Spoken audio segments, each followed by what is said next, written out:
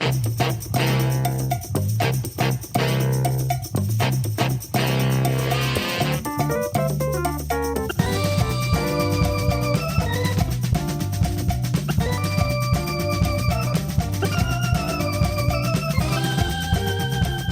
everybody, this is Mickey G. And I'm Rodney T. And welcome to this edition of Old Fools Talking Old School. Hey Rodney, what's up with you, brother? Yeah, man. It's I don't know what the hell's going on now. This getting old stuff is tripping me out, man. We were sitting down there drinking coffee this morning. I looked. She said, "Man, your fingernails are long." I'm like, "Hell, I just cut them." Damn fingernail long as all get out, man. I'm like, this stuff used to never grow. Now it's just growing out the yin yang. Yeah, the stuff that you would rather not be growing, keep growing. Yeah. The stuff that you'd rather grow, don't grow no more. Exactly, man. Hair in my nose I used to never have that problem. Not only does it grow, but it's white, and I'm like, come on, man. You can't help but to see that. Yeah, I'm the same way. Hair in my nose, hair in my ears. Yeah, I gotta cut the hair out of my ears. I'm like, oh boy, that's all. I guess this is all part of getting old. You used to make fun of folks back in the day. Yeah. Like, oh man, why don't he cut that stuff out of his nose? Like he got a booger hanging out his nose and stuff. Man, I'm telling you, bro. I was like, good God Almighty, these all I do is sit in the recliner and flip this television, and I get up. You know how sometimes you can raise your arm, like, damn, I need to take a shower. I'm like, I ain't done shit. I feel like I done just left the gym. Smell like I done just left the gym or something. I'm like, damn.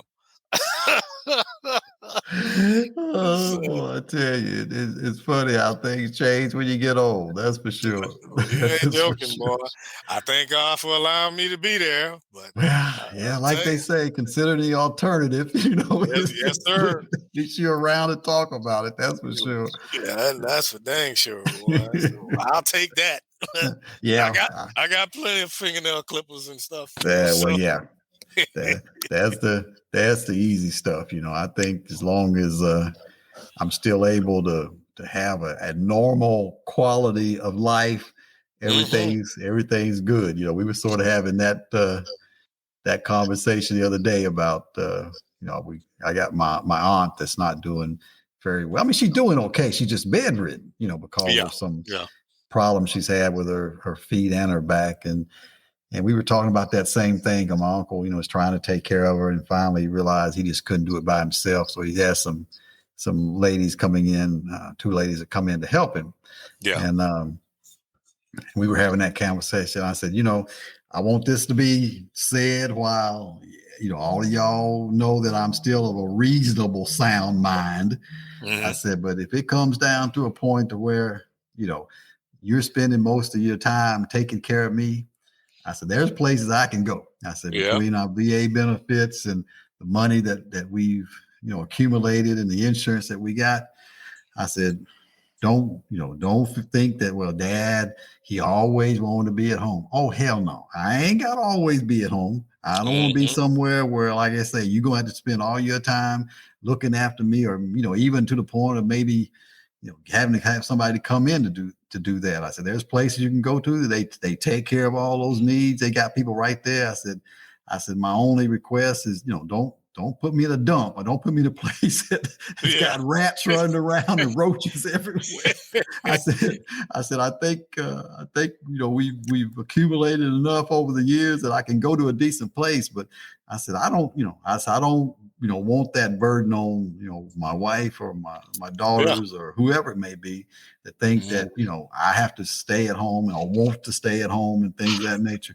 No, I mean, I would love to be in that kind of situation, but I don't want them convenience the whole family just because, you know, Dad wants to be at home and we got to take care of him. We got to change him and we got to do all this kind of stuff. No, I just want y'all to know that now. And we've talked about it before, but I said, you know, I just want to emphasize again, that's my wishes. Yeah, I definitely understand, because I've had the same conversation. You know, I got two young men anyway, so my ass was destined to be sent somewhere anyway. You know, Yeah, how them boys are now. They mama, yeah, my mama come live with me. Well, yeah, let's put that in a home. So, but I was like, hey, man, if it comes down to it, where I don't want you using all your time to do all of that. As long as if I'm pretty self sufficient, just wheel me over in the corner over there. I'll be all right. But I don't want to inflict upon your life, because that can be a burden on your children if they're trying to establish a life with their spouse and whatnot. So I definitely don't want to be a hindrance. But Yeah. hey, if I can get out of the bed on my own and feed myself, leave me alone. Just let me hell, leave me at home. I'll be all right. Yeah. Yeah. That's the way I am too. And we've been to some of the VA homes, and Yeah. whenever we would go to have our office meetings and things, we always took a part of a day out to go volunteer, and we helped in some of the state veterans home and things. We went to one right outside of DC that me and Marion volunteered at. And very nice, very clean. Hmm. They had tons of activities, both on site and off site, that you could go to. We had a computer room, and matter of fact, that's what Marion did. She would go and help the guys, get on the computer and learn how to use a computer, and it was funny. you, how you always got, no matter situation, you always got somebody that wants to go rogue, Hmm. so we down there teaching them how to get on the computers and get on the internet and stuff. And we go down there, this one guy, he was a character anyway. We went down there one day, and he came into the computer room. He said, well, they took away all my access to the computers. And we're like, why did they take away all your access to the computers?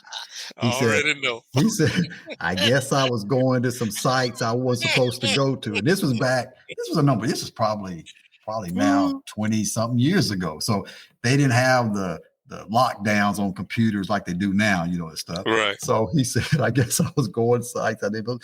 We like, we showed you how to get out and go use Google and things like that. So where were you going? He said, well, I was going to these porno sites.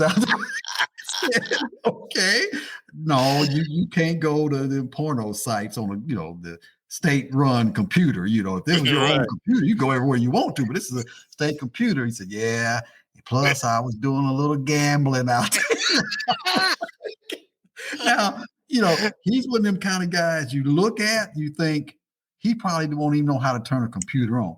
He was smart enough to not only turn that computer on, but how to get to them sites where he could go look at some porno and do some gambling. he said, they took away my access. He'll mess it up for everybody. Yeah. But like I said, that place was nice. They had a nice staff, and I mean, the guys, everybody that was there seemed like they were in good spirits. They weren't, oh man, I hate this place, or blah blah blah.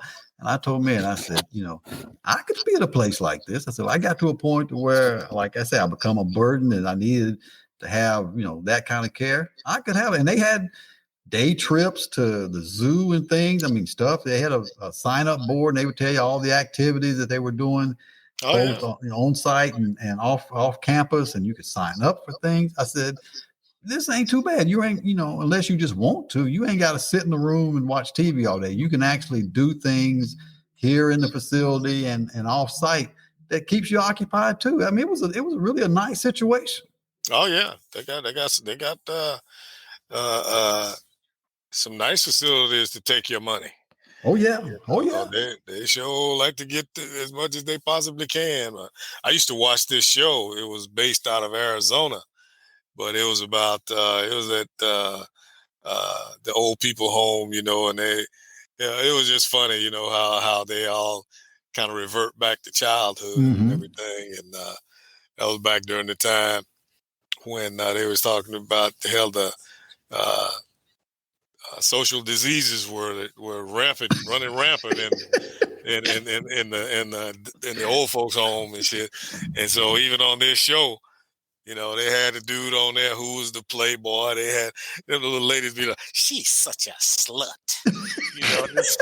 Boy, I used to sit up and look at that and just crack up. Oh, she thinks she's something else. And it's like, man, I was like, boy, it just don't change. I don't care if you change the participants, you still have the same thing as if it was like the Atlanta Housewives, you know. Yeah. And but it was real funny, and it stopped coming on. I think it came on about 2 seasons, and then it stopped coming on. But Yeah. it was kind of funny. Yeah. Well, I heard an article a few years ago about they were saying how there's been a remarking or a remarkable increase in the number of communicable diseases with the elderly, Hmm. and they directly correlated that increase in on the discovery of Viagra. Yes, sir. They That's said exactly that what it was. they was able to, in most cases, trace it back to especially men who, Yeah. discovered Viagra and all of a sudden wanted to go out and sold their wild oats again. And they and they would go out there getting them boll weevils and them wild oats and Yes, sir. Yes, sir. having to get Well, that shot. hey, the women were they were ready. They were just waiting. Yeah, Yeah. they just didn't have nobody that had no ammunition in the gun. Yeah. once they got a hold, once they got a hold of the clip, it was bombs away. Yeah. Oh, Oh yeah. yeah. And I can imagine, some of those old guys in there, they probably, like I say, they know they ain't much they can do, but that ain't gonna keep them from touching and feeling and carrying on, Oh and yeah. stuff. I can just, Oh yeah. you can just see some of them in there now, get that little wink, like, yeah, where you go? You can't do that. Who you winking at? Yeah. Exactly. Rosin volunteered at one of those homes when we were in England. Oh, really? Yeah, because there was nowhere because we were what about 2.5 hours from Lakenheath, Right. so we didn't really have nothing out there, and so she was wanting to get out the house after we put Lynn in one of the little daycare thing. Well, it wasn't a daycare; it was one nanny. He had a nanny, and he'd go to their house, and they had other kids there because we were concerned he was around adults all the time, Right. and so right there on our compound. They had an old castle that used to be of some in Lincolnshire, uh, and so they turned it into a convalescent home. So Rosin volunteered up there a couple of times a week just to get out of the house. And some of the stuff she was telling me, oh, I don't even know if I can say it on this phone, boy. I mean, she was like, boy, they had one dude that didn't nobody want to help take care of because all he wanted to do was sit over in his wheelchair and uh, practice his jackhammer.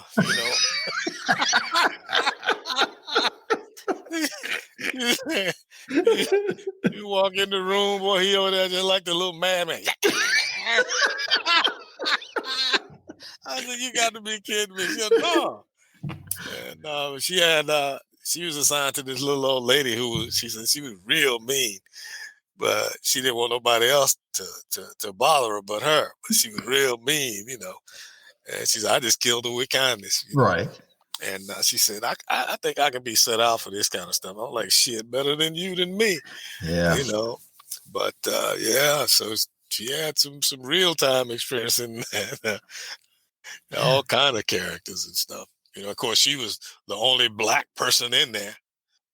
Who's the colored girl? You know. So, Yeah.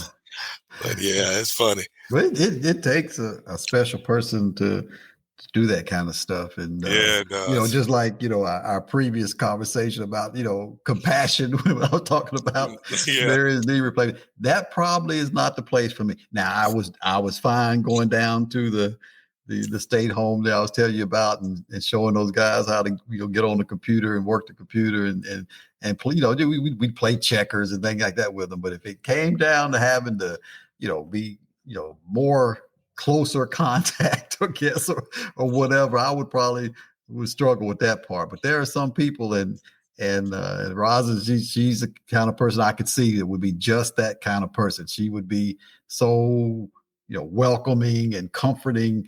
I don't know. That probably wouldn't be where I need to be put.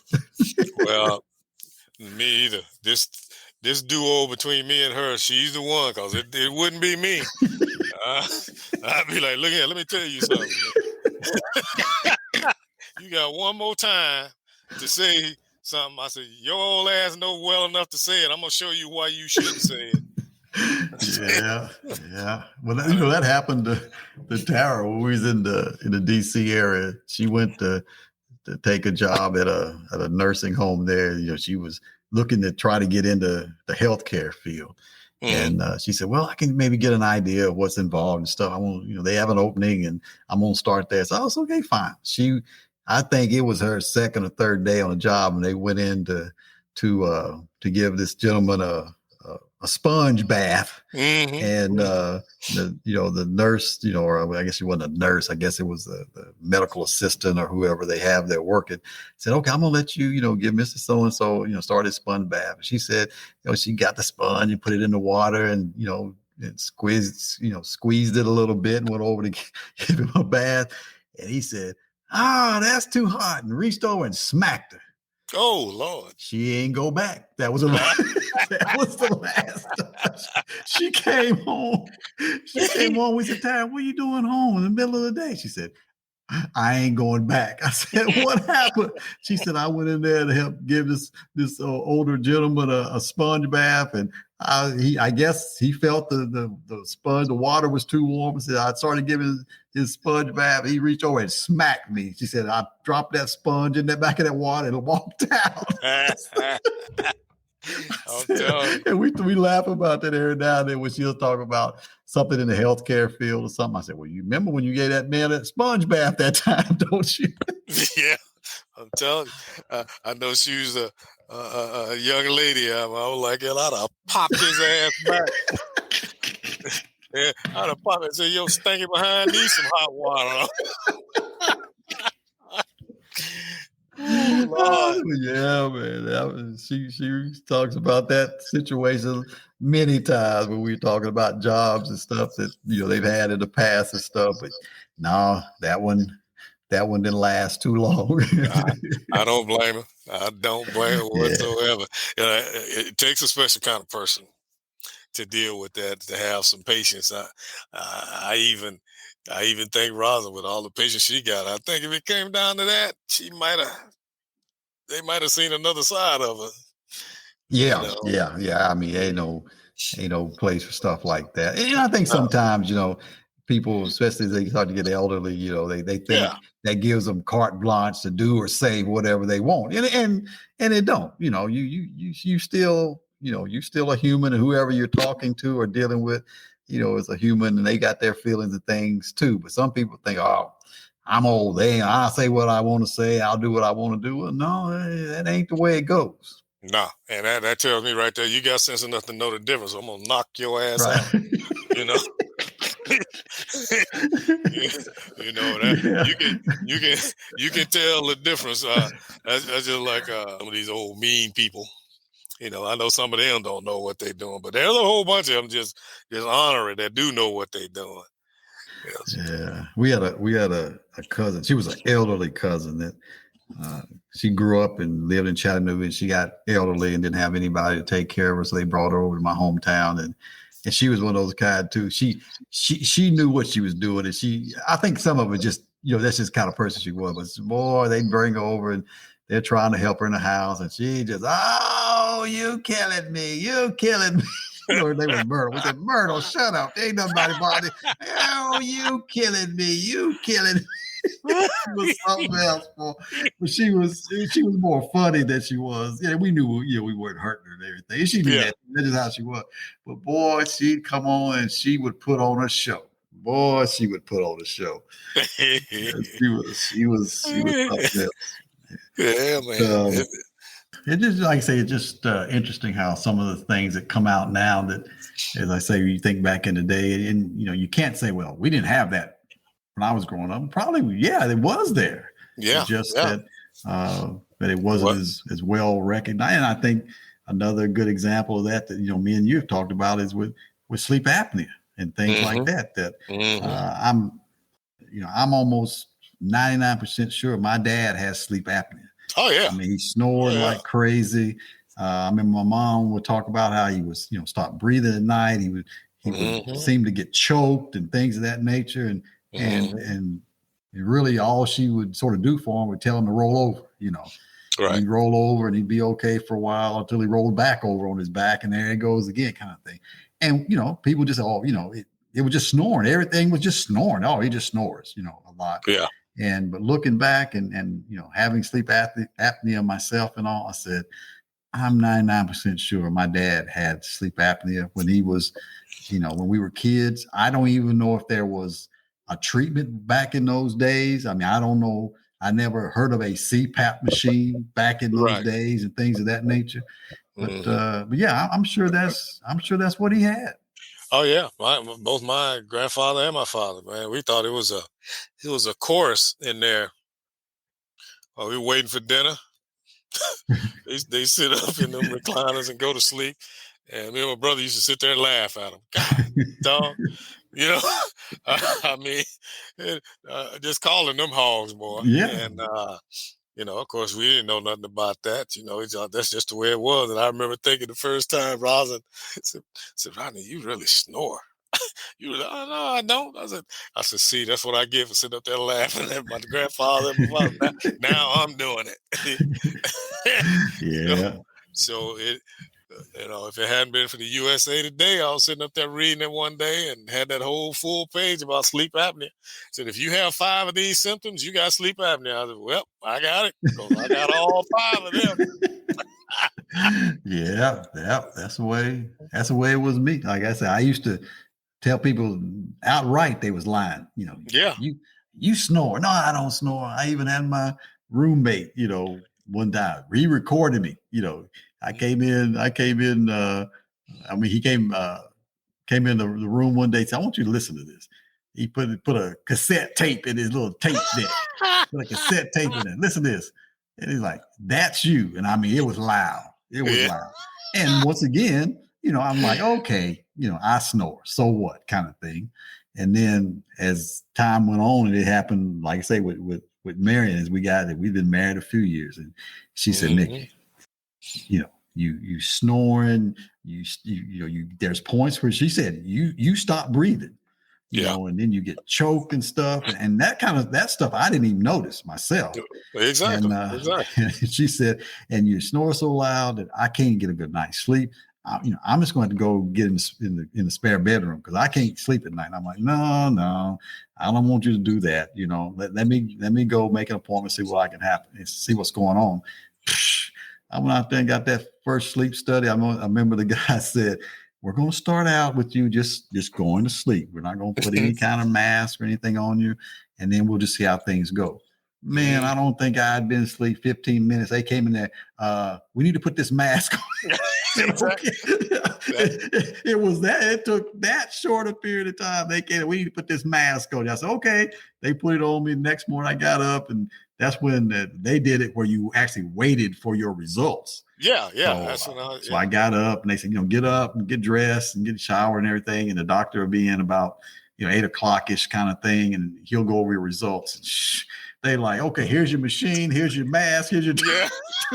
We got you. We're gonna turn you up to about 75 because you need all that. She said, Yes, sir. she showed me on that graph. These are all your episodes of where you stop breathing and all kind of stuff. And she said, yeah, you need to have this machine. It's something that can be serious and can be, life threatening. Because she said, Yeah. unfortunately, there's situations where, people have a, apnea episode and they don't start breathing back again. They die. Yeah. I'm Yeah. like, well, no, I don't want to have anything like that happen. She said, with your obstructive kind, Mhm. as we don't know what may be causing it, and it could be your tongue falling back. We don't know really what's doing it, but we've got to be able to get that positive air pressure in there when those things happen. And ever since then, as I tell people, it's like putting my pajamas on at night. I mean, I got that machine on, but yeah, Yeah, buddy. it wasn't no. Well, we know, you're borderline. We might, no, you need Mhm. this. Exactly. Because hell, it got to the point where Rosin used to complain about it too, And next thing I know, I get up in the morning, she's coming out of that third bedroom. Mm-hmm. It's like I couldn't get no sleep. You in there snoring and going, especially when I drank, Right. And so I went and got tested, and it was the same thing, man. It's okay, we're gonna let you go to sleep here, and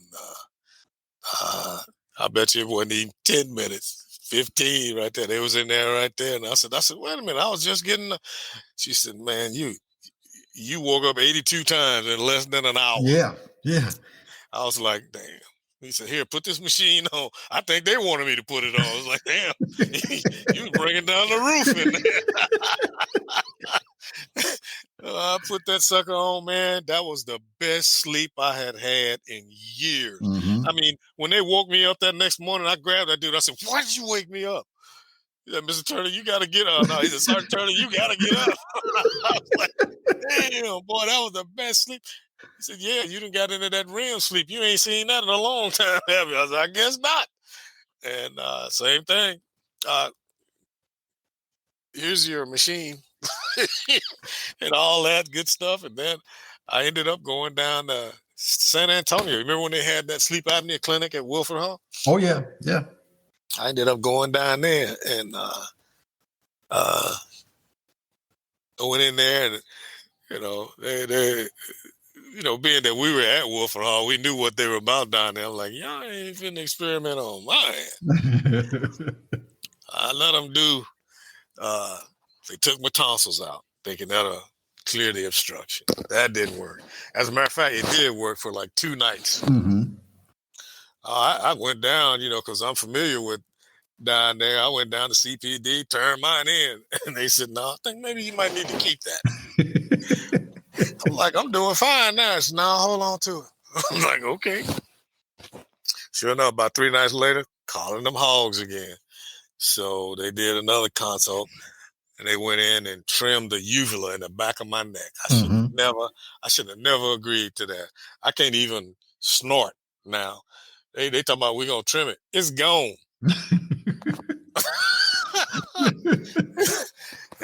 They did 100% trim, huh? Yeah, they did. It's like that haircut we got when we went into basic training. How you want it? As they shaving your head, And so that didn't work. So I had another consultant. I'll never forget. This brother was from New Orleans, Louisiana. He was the officer in charge of that. He said, hey man. He said, because I was looking at him like he had them come in and they did this little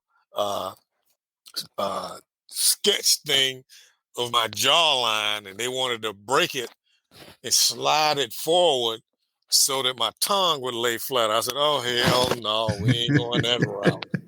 He said, I can tell by the look in your face you're not agreeable to that. I said, hell no, I ain't finna do that. I ain't let you break my jaw.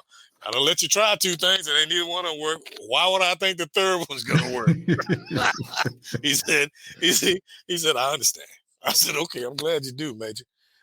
Appreciate it. He said, I'm gonna write this up. And I said, okay. And Rosin was with me. I had been down there twice. They said, bring your wife back the next time. He said, the best information we can get would be from your wife. You don't know what you're doing when you sleep. So she went with me down there for that. So I was like, oh, man. Been sleeping with that machine ever since. Yeah. Well, that's what they did with me when I went to Walter Reed. We was in D.C. at that time. And they did the first sleep study, and they told me they want me to come back for a more, I guess, comprehensive one, because the second time they actually put a nasal thing down my nose. They didn't do that the first time. Mm-hmm. And they put more probes on my head and my neck and all that kind of stuff the second time, because they said they were trying to determine maybe where the obstruction was happening, but that didn't give them a definitive answer on where that was happening either. But they had me come back for a follow-up.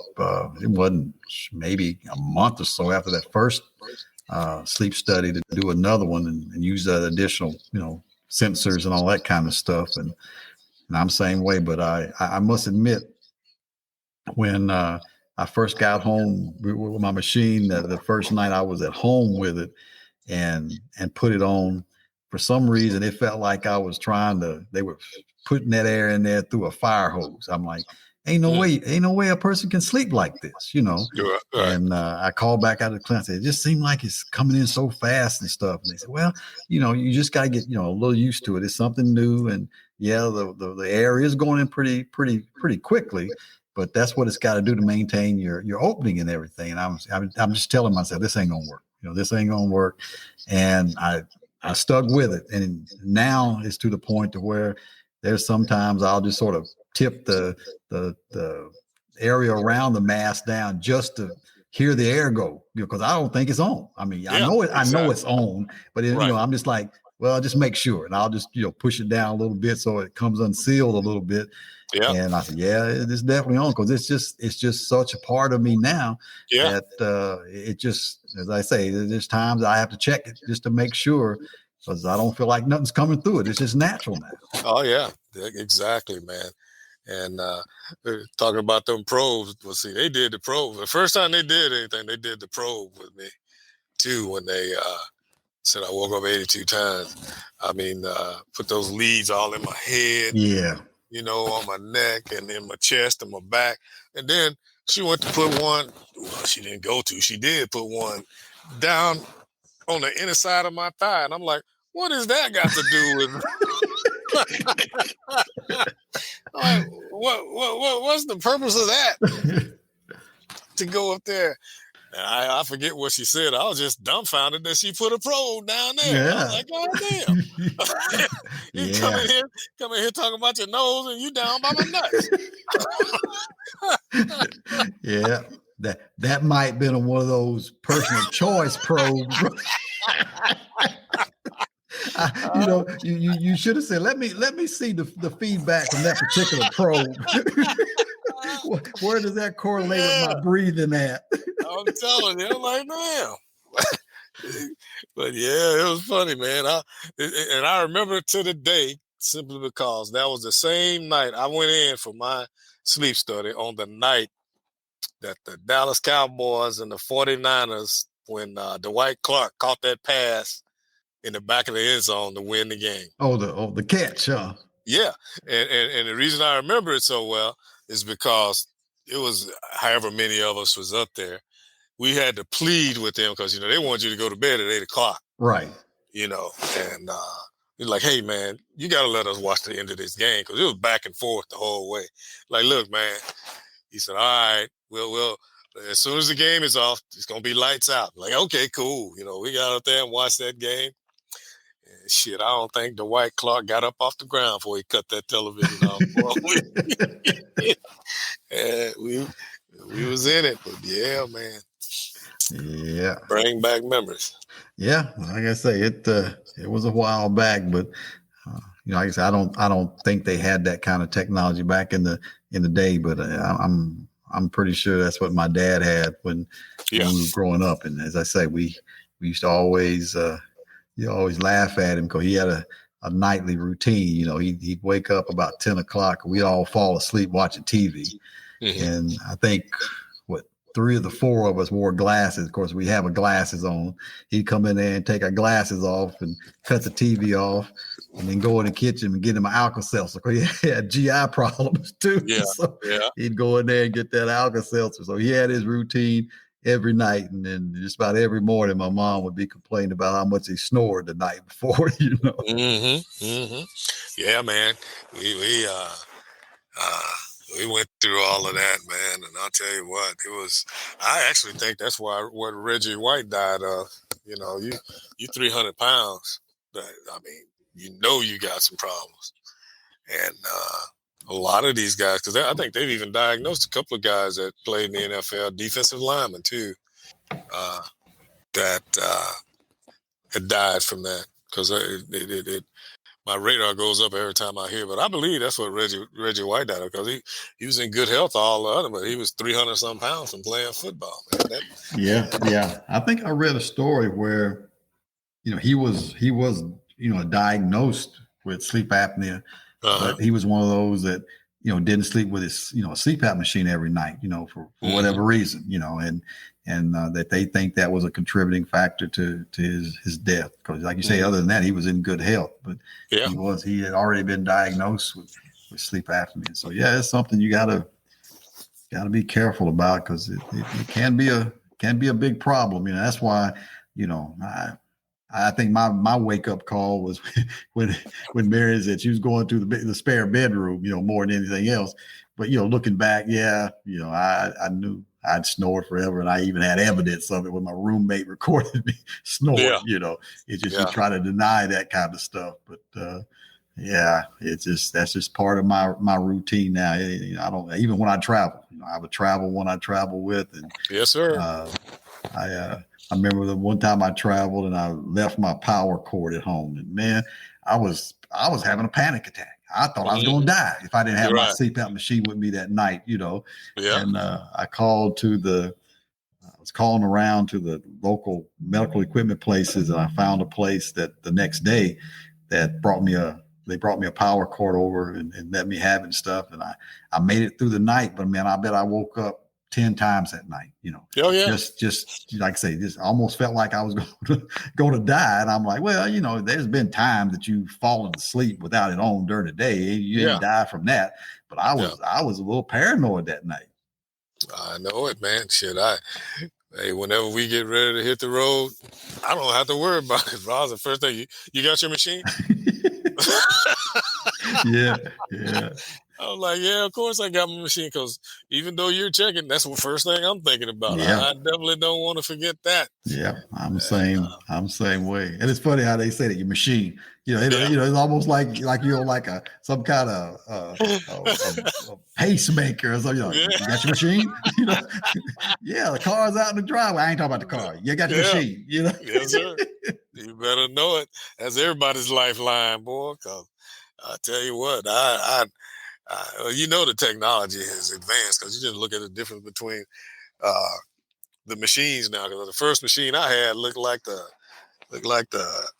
that vehicle on Star Trek. Looked like that sun gun was so big and tall. I was like, good God Almighty!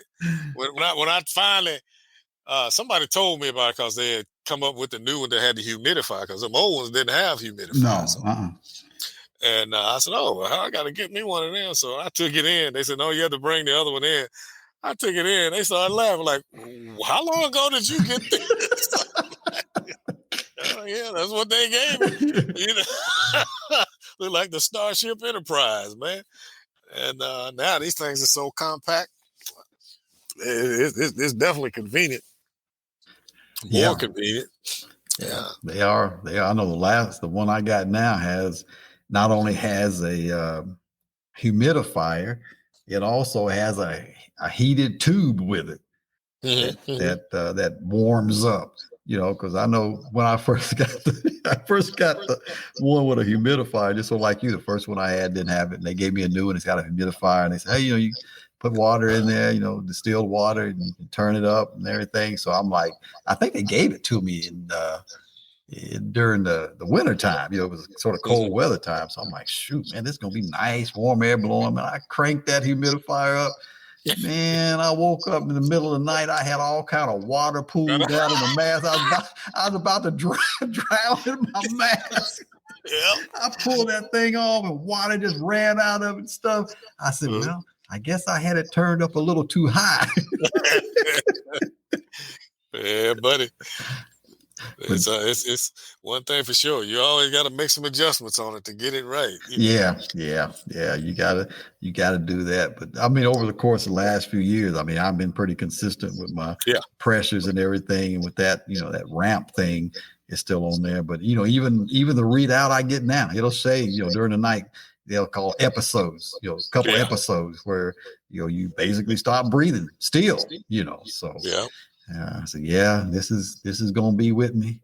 I may have to put that in the casket with me when they get ready to go. I said, I'll just put that in there with me too. Who knows? I might need that in the afterlife. I'm telling you, boy, because it's an extension of you now. That's right. I definitely have to have that, boy. I got Oh, it man. ready. That's the last thing I dress when I go to bed, and the first thing I dress when I wake up in the morning, Yeah. man. Yeah. So, I'm the same. I'm the same way. And it's gotten to the point now, just like I'm sure with you, it ain't a big deal. nah, Like I said, nah. back when I first started, I'm like, this will never work. I ain't no way I'm going to be able to wear this thing every night. Now it's just like I said, just getting up and putting your clothes on or taking a shower or doing it. It's just part of your routine now. That's it. And even more so now that they got these cleaners for them, man. I Hmm. stick that thing in there because I used to hate taking all that stuff apart and putting it in a bathtub to let it soak. Yeah. I don't know how many times I came back and we go out Saturday to do something, come back, I done forgot about it. Now it's gonna take it 5 hours to dry out, but I got to go to bed. I'm like, damn. So that takes a whole lot of the pain in the neck part of it out of it. So just hook that baby up and be done. Yep. You know what you mean. Been doing it for so many years now. It's just part of the routine. For all you folks out there that snore, both men and women, go get a sleep study done. The sleep apnea is for real. And this is our public service announcement for this episode. Hey, Rodney, brother, let's let the folks go. This is Mickey G. And I'm Rodney T. We'll see you next time. Peace. Peace.